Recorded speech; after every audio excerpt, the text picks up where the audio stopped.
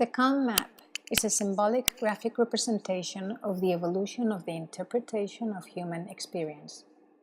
It is based on Ken Wilber's integral map, and it is heavily influenced by Terry O'Fallon's stages model, which I find to be the most complete to date. Let me show you a quick review of the elements of the map, from the inner to the outer circles. Starting at birth, which is shown as the perimeter of a black circle in the middle, representing the emergence from essence into existence, which is the movement of essence from stillness to movement as a human being. Essence is represented as the black background and the inner circle. Life is the evolutionary movement from the center of the map to the outer reaches. The map represents the full spectrum of human evolution mapped to date, and it also represents the furthest edges which are inferred from the pattern of development of the earlier phases, since no assessment has been made to date of a person who has reached the full developmental potential shown on the map. The extent of the map that we will traverse in our lifetime depends on the capacities that we're able to develop, which in turn depend upon the conditioning that we're born with, the natural, social, and cultural contexts, and our personal circumstances. The end of life is represented by the point where the outermost circle touches the black background, which is the return to essence, our return to stillness. This will happen at the furthest circle that we have been able to traverse throughout our life, but not necessarily at the edge of the purple circle shown on the map. We can show our position on the map for any given situation or phase of development. This is what we call the personal configuration to date or cosmic address, and we use both terms interchangeably, which is like an inner PET scan that indicates the parameters the person uses to interpret their experience, and consequently has an impact on their experience, meaning that the interpretation is part and parcel of the experience itself. The cosmic address indicates the tier and phase of development of 9 aspects of experience. The conscious alignment movement is the movement from one position on the map to another. Emergence occurs in 4 domains simultaneously, which are represented by the 4 quadrants. These are the interiors and the exteriors of the individual and the collective. The upper quadrants represent the individual, and the lower quadrants the collective.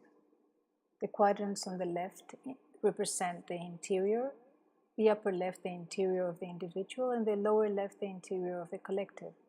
And the quadrants on the right represent the exterior, the upper right the exterior of the individual, and the lower right the exterior of the collective. There are 2 aspects of experience represented within each quadrant, totaling 8 aspects of experience that could be considered different types of intelligence. Each aspect has been positioned within the quadrant that most represents it, but keep in mind that each aspect co-emerges in all quadrants.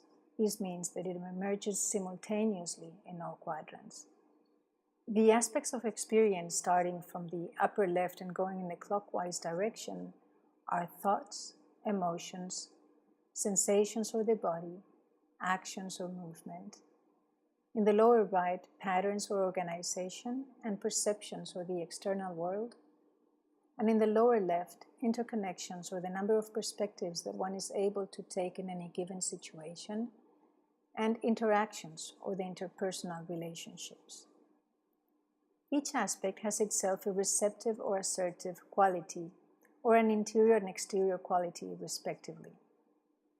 The receptive quality of each aspect is represented by a white triangle, and its assertive counterpart sits next to it in a clockwise direction for each aspect. The sum total of the interpretation of these aspects is our subjective experience of fulfillment. The 9th aspect of experience that KALM utilizes is the transcendental or essential, which is interpreted as the subjective experience of freedom. Depending on which perspective we tend to operate from and interpret life, we will have a tendency to be a visionary, entrepreneur, organizer, or collaborator. The map shows the personality types of the Enneagram as well. All aspects of experience evolve throughout our lives along phases of development which are grouped in tiers based on the types of objects that they contain. Each tier is composed by 4 phases of development according to the stages model. So the concrete tier spans 4 phases of development, and it contains concrete objects, such as objects made of matter. It is represented by the red circle on the map. It is followed by the subtle tier, which spans 4 phases of development and contains subtle objects, such as objects made of mind, like thoughts, plans, our psychology, and subtle energies. And it also includes the concrete objects from the previous phase. It is represented by the green circle on the map. The subtle is followed by the causal or meta-aware tier, which spans 4 phases of development and contains causal objects such as awareness of awareness and very subtle energies. And it also includes the concrete and subtle objects from the previous phases. It is represented by the blue circle on the map. Eventually, it will be followed by the non-dual tier, which is anticipated that will span 4 phases of development if it is to follow the same pattern of development observed in the first 3 tiers. It contains no phenomenal objects of the tier, yet it also includes the concrete, subtle, and meta-aware objects from previous phases. It is represented by the purple circle on the map.